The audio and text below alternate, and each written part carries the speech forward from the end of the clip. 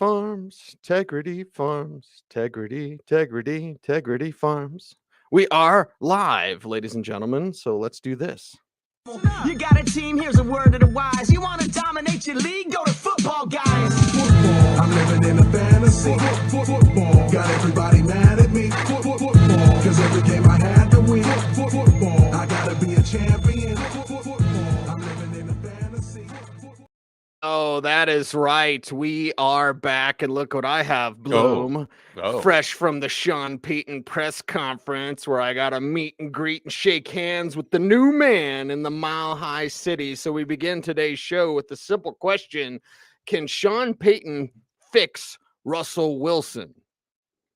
Sure. I mean, did Russell Wilson kind of start to fix himself, or Justin Alton? Am I saying that right? Yeah. Where did he get hired? I don't remember. He's like Tennessee, yeah. passing game or run game coordinator. Good for him. So there was already some arrows pointing up. I mean, the answer's somewhere in between, right? He's not going to be as good as it was just Seattle holding him back. Wait until he takes off in Denver, but it's not going to be as bad as it was.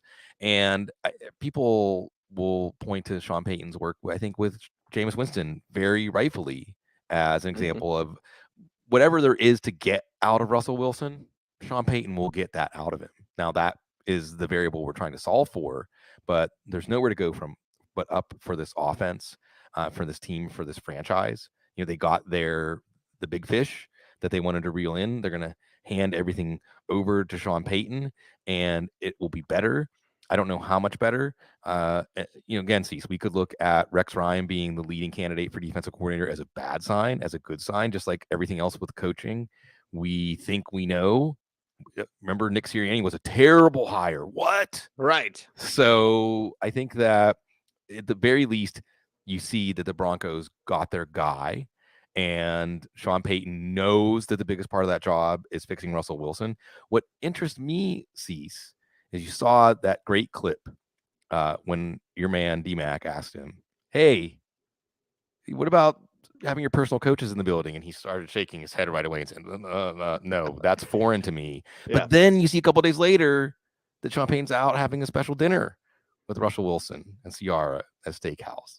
How's that going to play in the locker room? So is Russell Wilson really being put at the same level as everyone else on the team? I don't know. Well, as Brandon Stokely said, Peyton Manning had a case of Bud Light like on the field waiting for him after every game. So those guys are treated a little bit differently. But I'll say this, Bloom. One, he's not a car, Cecil. Like, yes, you can fix. He's not a dog, Cecil. I heard that both from your friend and mine. So anyway, it's not a car. But anyway, yes, he can, because the more I hear, and I said this would happen, and it's happened. So it's not even tea. I'm not spilling any tea. But when you have Nathaniel Hackett, right, basically being the biggest clown of all time. And when I was at the Senior Bowl, I talked to some people that worked with him at another team, not with Denver. And they said, we could have told you he wouldn't work out. The dude's a clown. And when you hear about notes left in lockers, like grown-ass men, like you and I have barely had any sort of like pushback or whatever during our now what? Jesus. 16, almost 17 years. 17, 18 driver's year relationship. License. Yeah, for sure. But like if we did, you know what we'd do? We'd talk about it like men. Right. Nathaniel Hackett would leave notes in your locker. I'm disappointed in you. Like, this, please check yes or no. Right. It's check yes or no. Didn't George Strait write a song? Are we still friends? Right. Can we still be friends? How's Sierra? Is she okay? Like, do you like me? Like, seriously, the more I hear about Nathaniel Hackett, the more I go, shut your mouth. Yeah. Sorry, Joe. Sean Payton can fix Russell Wilson. Yeah. I mean, Sean Payton can get this team back to at least, again, what can it be? What can Russell Wilson be? The future will only tell. And I think that, again, if you're a Broncos fan, you have to at least be happy. See, so you've been beating this drum since the new buyers came on board. They have money. They're going to spend it. They want results. And of the head coaches that are out there, if you want instant results, Sean Payton was the guy to go after. Yeah, and now Sean Payton, here's what else they wanted. And this is nothing against Greg Penner. Actually, I think I see it as a good thing, Bloom, because we see the opposite of it with Jerry Jones, with young Dan Snyder and young Arthur Blank. Like Arthur Blank finally figured out, like, oh, Right. dude, like step Stay out of it. aside, stay out of it. Here's what Greg Penner wanted and the Walmart group wanted. What? You football? Yeah, you go. You Right. go. They didn't want any of this crap. They took over the team and they're thinking they got the quarterback and they got the coach and they got the GM, and almost all of them got removed. I've said that before. At least I've hinted it. Lassie Bark, whatever. Like George Payton almost got fired. Russell Wilson almost got removed. Nathaniel Hackett did get fired. Like they were pissed because they want Sean Payton. Now guess who runs everything? Sean Payton. Watch the press conference. I was there live and in person. George Payton didn't say a damn thing. So this is the Sean Payton show. And as you mentioned with Jameis Winston, I will bring up Taysom Hill, who we went with.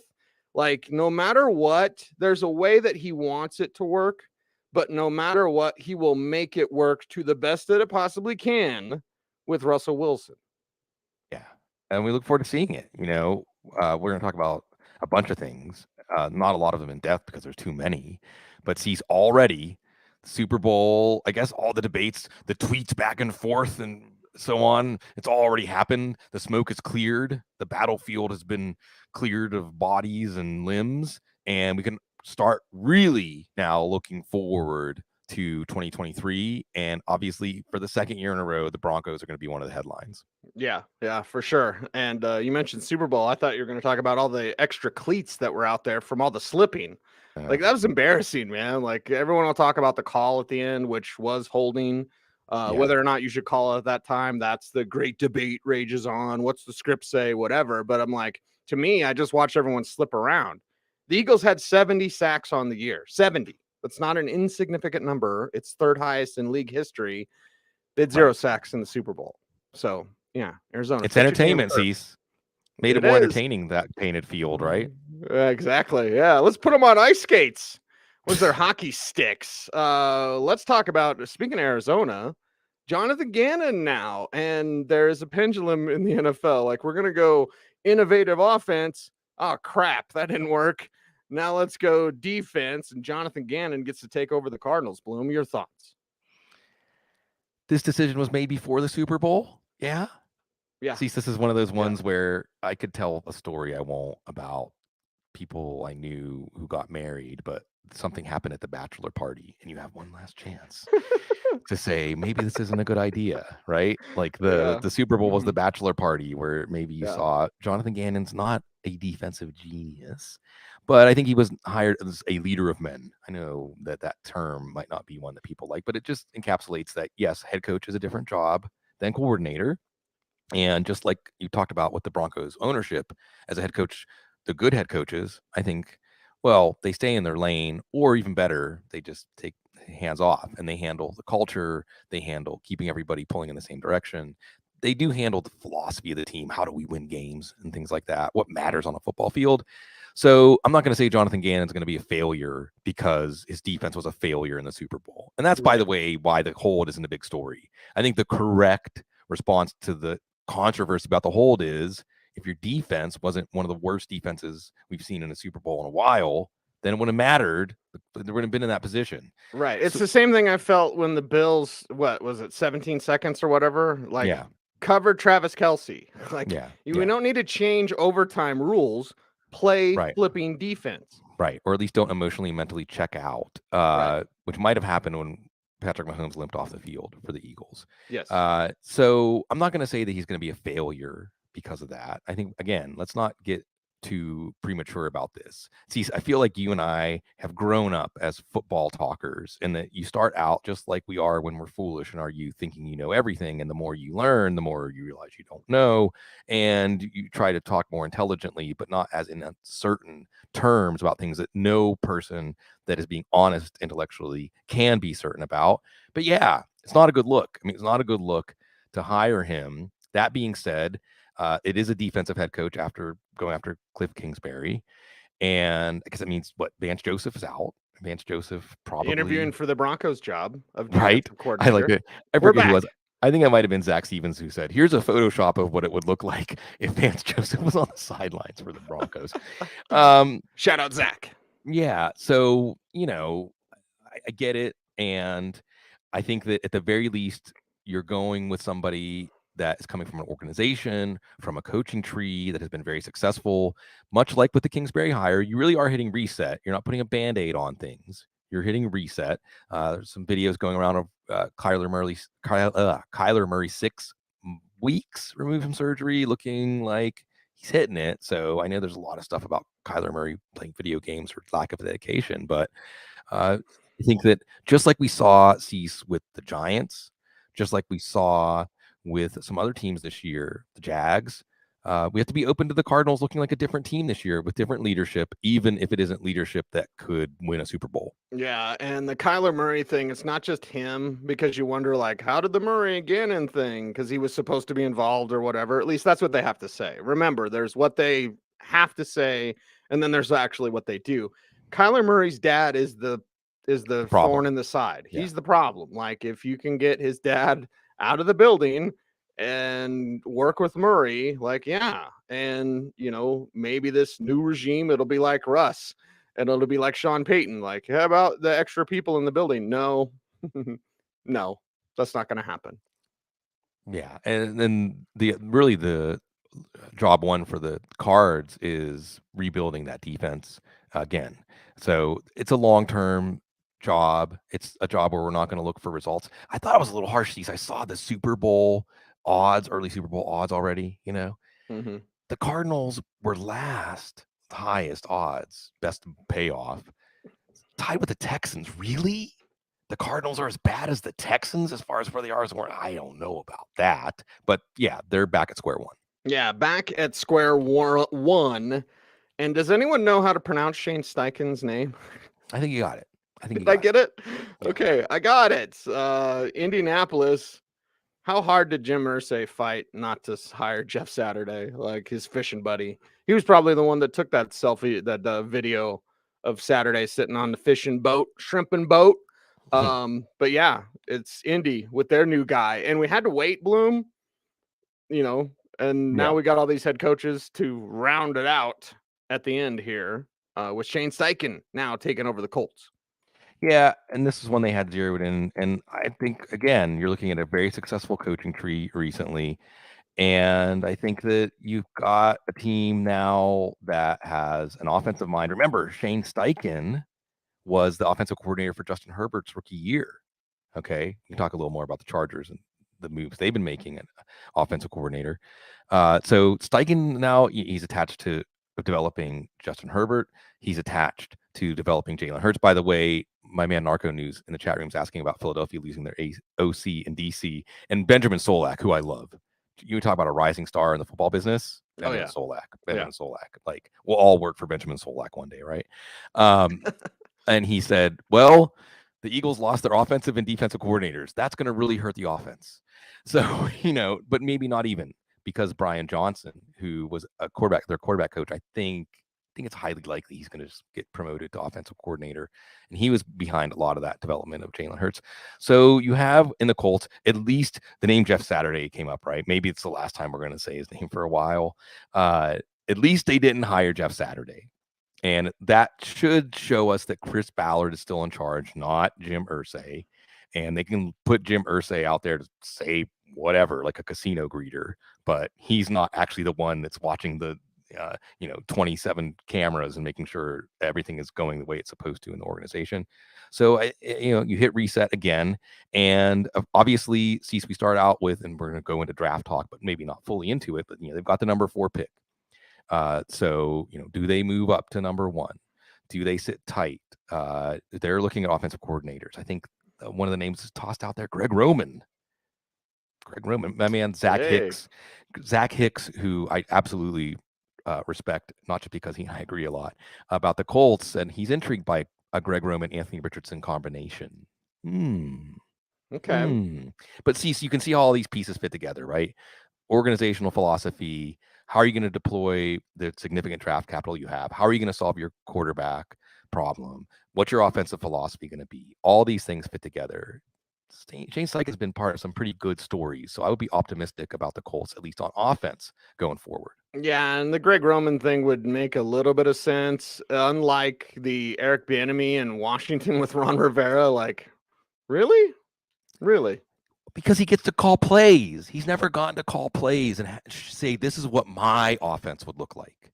I hear people saying it would be a lateral move for him. No, it wouldn't. He would get out of the shadow of Andy Reid, and he would have a chance to show what his offense will look like and what his play calling style is, which is a stepping stone to being a head coach. And I'm not going to get into why he's not a head coach. There's a We lot all of know third why. rail. There's a lot. Yeah, there's a lot there. There's a lot there. And I mean, we could do shows upon shows about that. But if Eric Bieniemy goes to Washington, it's not senseless, or I have no idea why he would do that. It is absolutely a chance for him to add to his resume, some his portfolio, what his offense looks like, what his philosophy is. I think we don't ever want to downplay the contributions that he's made to the success of the Chiefs and Patrick Mahomes and their offense, but that's Andy Reid's offense. Yeah, and he has gotten to call plays. Like Reid had let him call like a half or a quarter, and then he'll do the next quarter. So he's done that. It's just Rivera's so damn old school. Yeah. You know what I mean? Like, let's run the ball. And Bieniemy, the former running back, of course, like EB is pass. Mhm.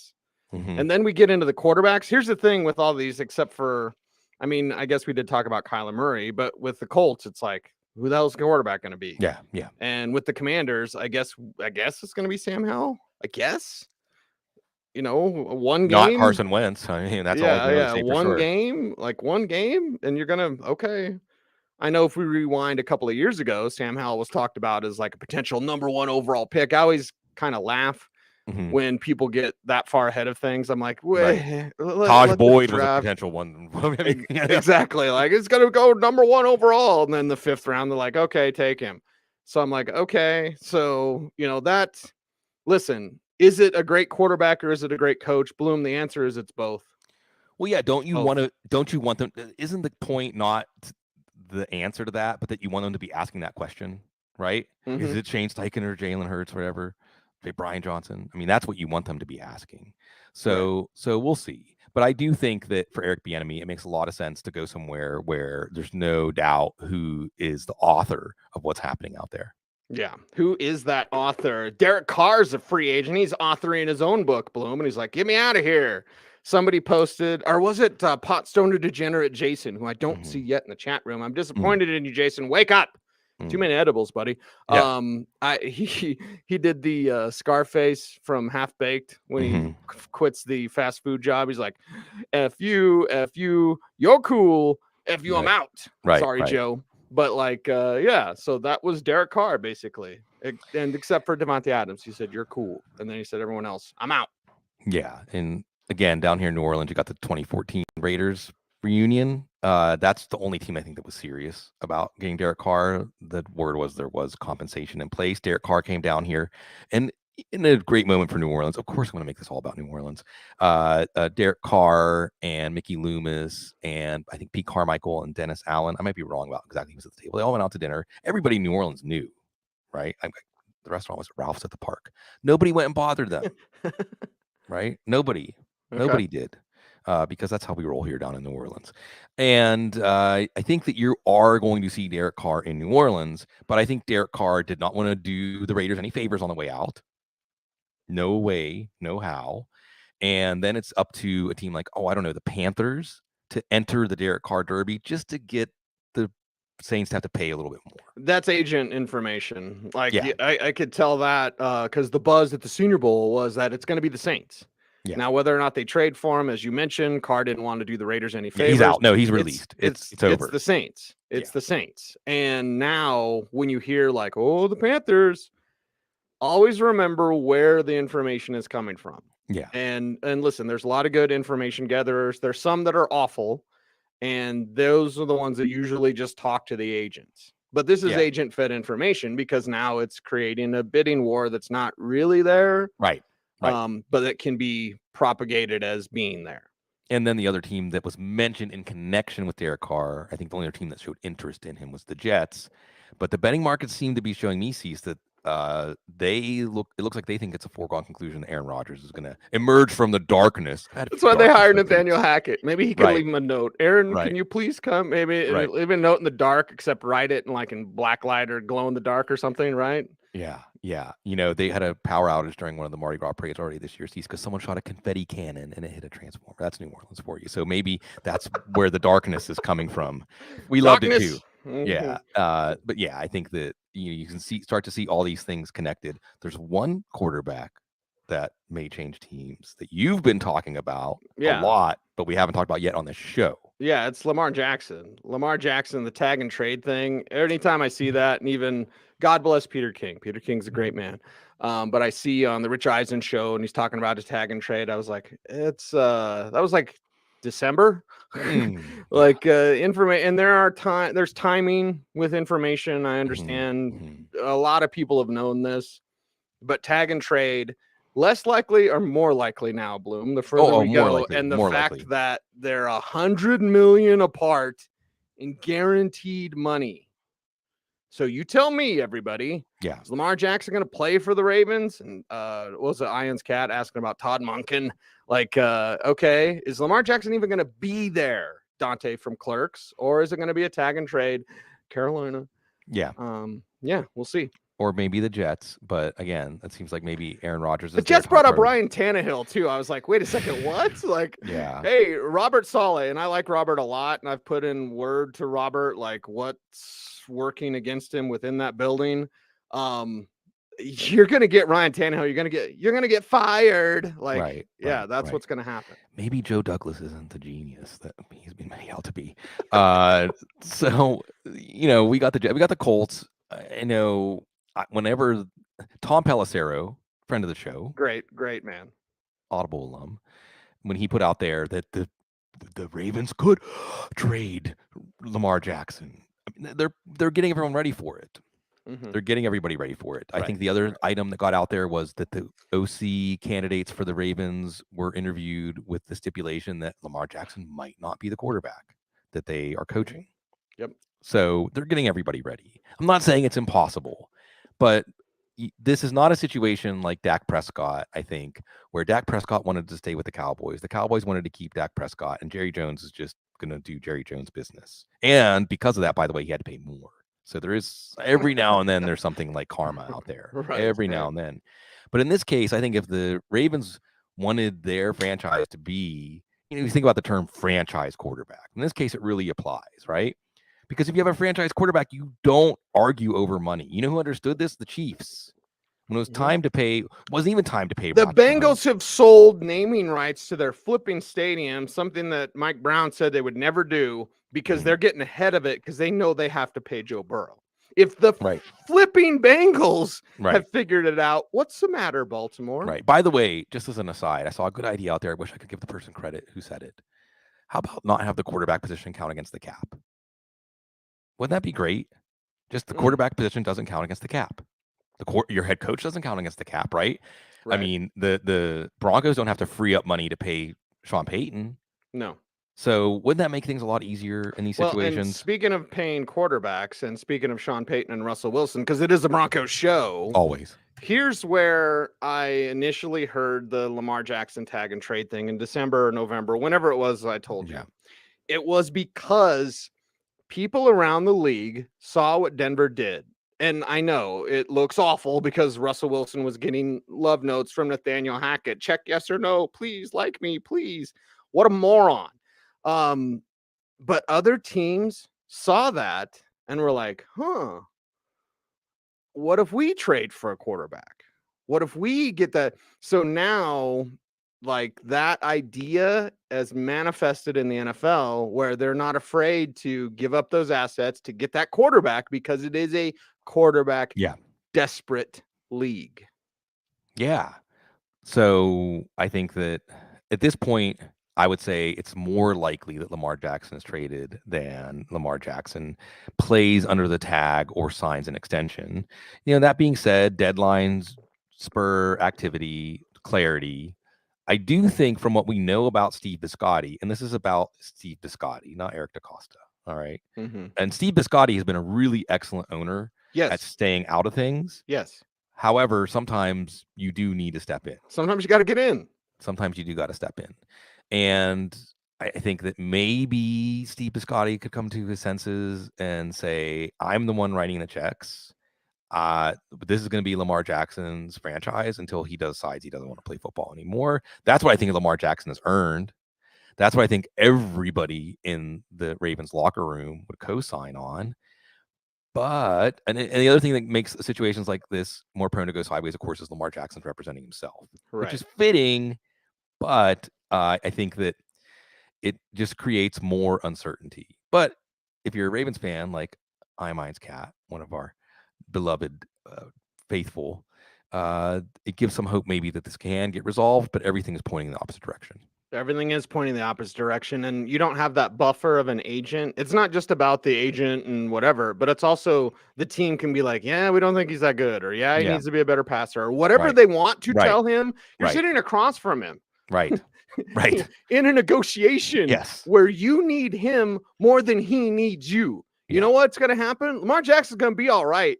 Yeah. He's going to be okay, right. baby. He's going to get his money. He's going to get paid.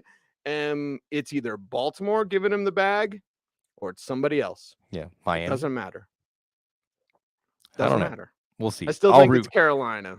Yeah, Carolina makes sense in terms of quarterback desperation. Carolina makes sense in terms of not necessarily having a path to getting exactly the quarterback they want out of the top 4 this year. And I know this Cease, wherever he goes, I'm going to be rooting for him. I'm going to be rooting for him as well. We were rooting for him from day one when you had Bill Polian saying he's a wide receiver.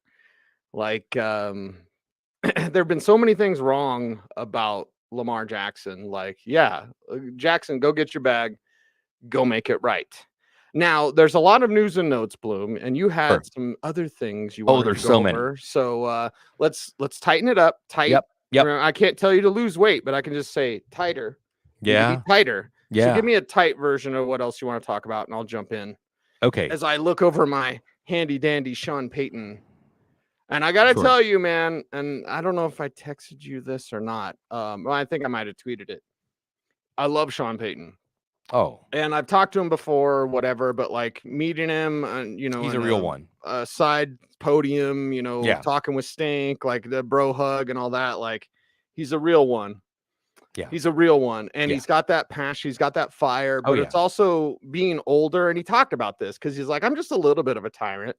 But he talked about it in his press conference. He was like, you know what? Like when I was younger and I'd burn all this energy, because life is about calories, baby, right? If it doesn't make me money, if it doesn't make me happy, why do I worry about it? Like, oh my God. And when everyone wakes up to be outraged about something that they weren't even talking about before, I just go like, if it doesn't make me happy, it doesn't make me money, I don't worry about it. Like, I don't care.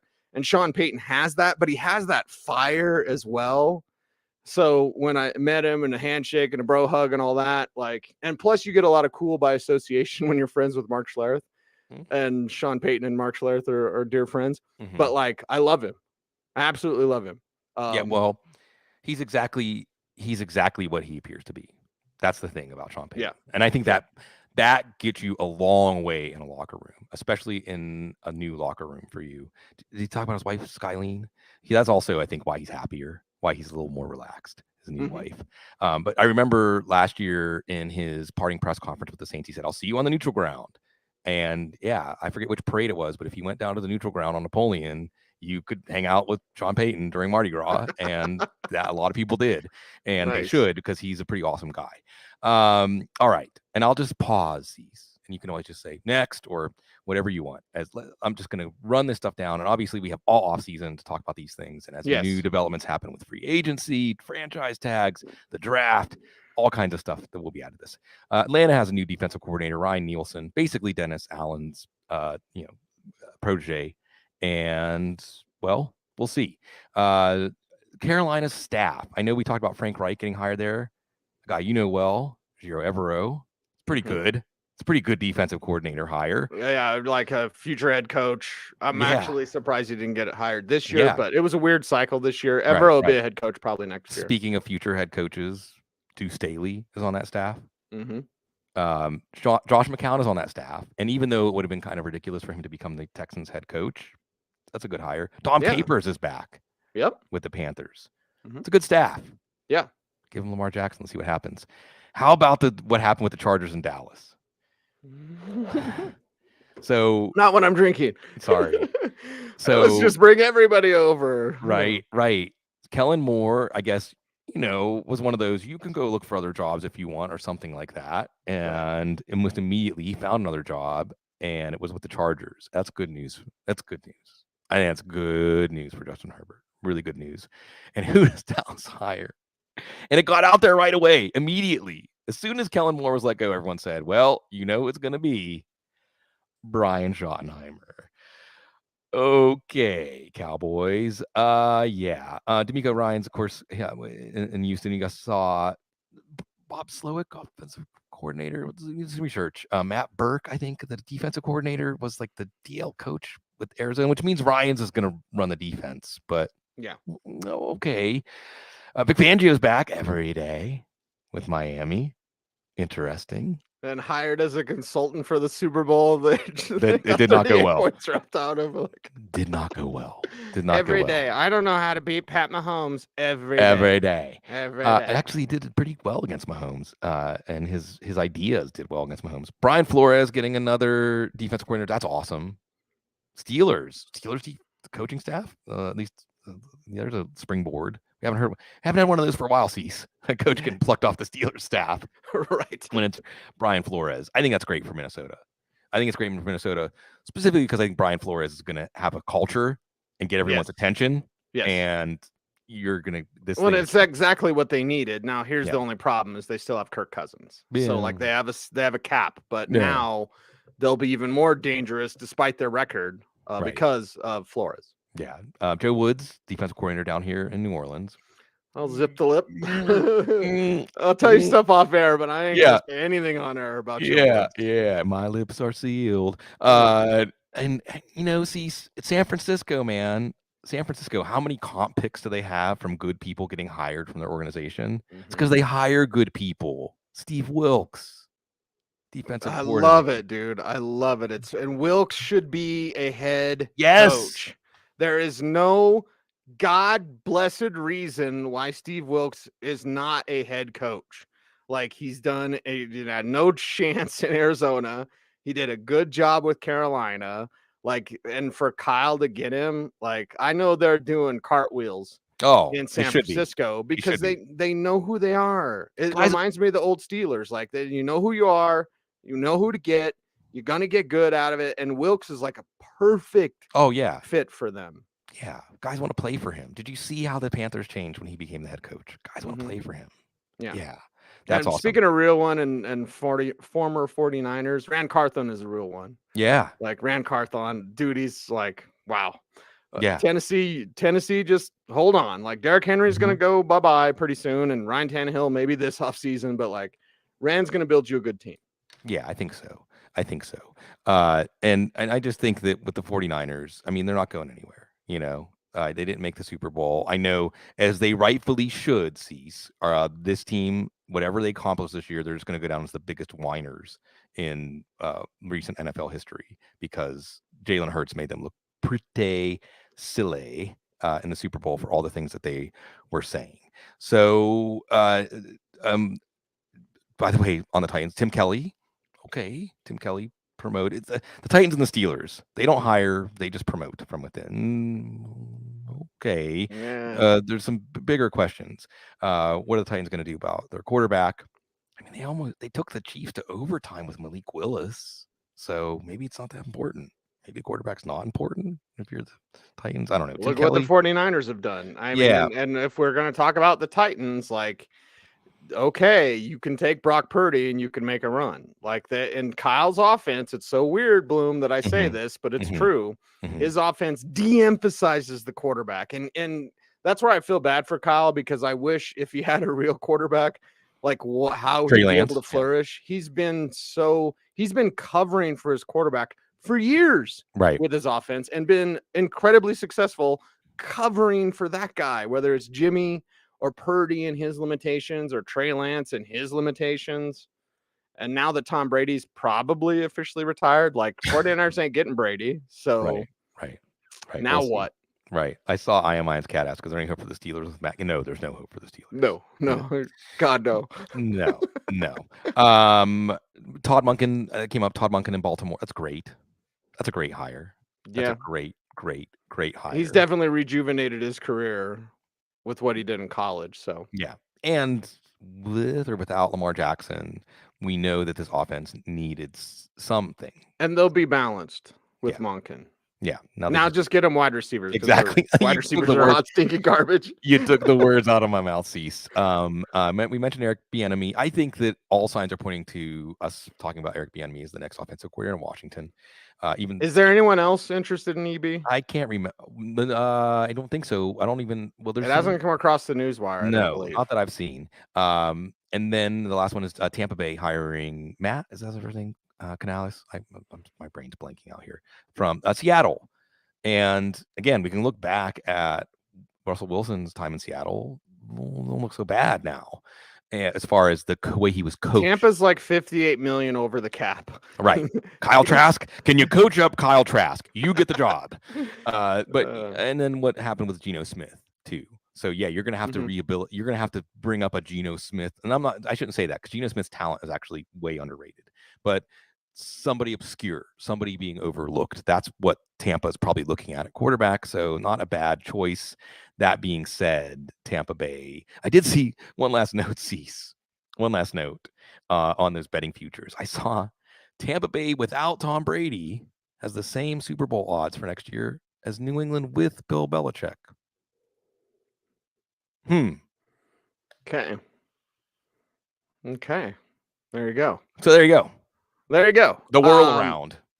Programming note. We're going to do a Senior Bowl, Shrine Bowl recap. I know it was like a month ago, whatever. And I got to tell you, like it's definitely Aiden O'Connell, everybody. Aiden O'Connell. It's one of those dudes, okay? Just get ready for it.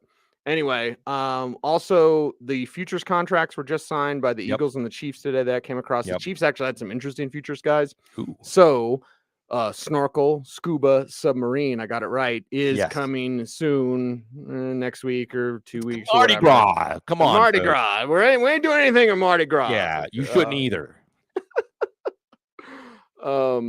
Actually, I think on Fat Tuesday, I will be sending off all the copies of Fake Booze, which has been fully funded on Kickstarter. Thanks, everybody. And get your copy now. You got 3 days left. Also, speaking of get your copy now, Bloom, how about that rookie preview, huh? Oh, man. How about the rookie draft guide at, of course, footballguys.com? I want you to go there now. Your guide, the 2023 Football Guys rookie draft guide. It's 100% for free. Yeah. So there you go. Your dynasty GMs out there, take the shortcut to dynasty greatness with Football Guys. And of course, with our rookie draft guide. Very comprehensive, very, very good, and very enjoyable too, Bloom. And it's free. So of course, check it out, baby. Yeah, tons of hard work. Jeff Bell, Christian Williams, among others, putting in tons of hard work. It's free, but if you subscribe, you'll get the updates coming as soon as after the combine, which, geez, Cease, you're about to get on the road again probably, aren't you? Here we go again. King Cake. If you don't know about it, then you got to learn. King Cake is, everybody has all those January diet plans and stuff. Did you take me to King Cake, or is that not a thing? Did we not go there? We didn't. I don't think I've given you. I don't think I gave you any king cake the last time you came through when you were here after the Senior Bowl. But next time. But here's the key on king cake. You can only eat it between January 6th, Epiphany, the beginning of Carnival, the 12th day of Christmas, and Fat Tuesday. Otherwise, it's bad luck. But in between, have king cake to your heart's delight. And I can report that the rainbow of king cakes continues to get more resplendent. We've got great savory king cakes. We're going to go pick up a Boudin king cake from Bywater Bakery. We got, of course, I do the breadcrumb trail in reverse. I make sure to order enough Don Juan king cakes that I have one a week all the way up to Fat Tuesday. And then everywhere you go, it's all about king cake, which really New Orleans culture, Mardi Gras, the holiday really stands for live while you're alive. Enjoy it while you're here, because you are here, and that's a big deal.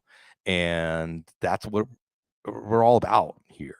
And it's coming Fat Tuesday, and it's exciting. And for everybody out there, just take a moment out on Fat Tuesday. I know there's a lot of different, down in El Paso, it's a Catholic holiday, but that doesn't. We should all want to participate in all the great holy traditions, or at least see what we can learn from them, right? Rosca de Reyes down in El Paso. I know up in Detroit, the Polish community, you get some punchkis. It's weird, a donut and pork fat. That wasn't necessarily my thing. I think they're like 1,000 calories. I'm not exaggerating when I say that.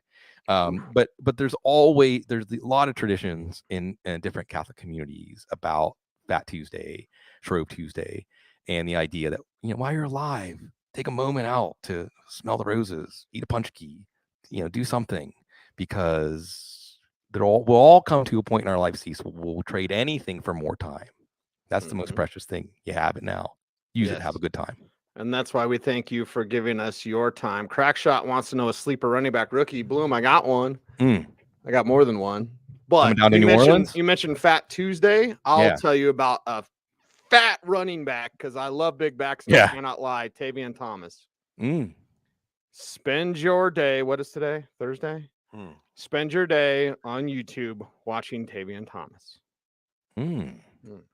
That's the way to enjoy your life. Yeah, there you go. He is Sigmund Bloom. Follow him on Twitter at Sigmund Bloom. Hey, Bloom, get this. You're gonna get a kick out of this.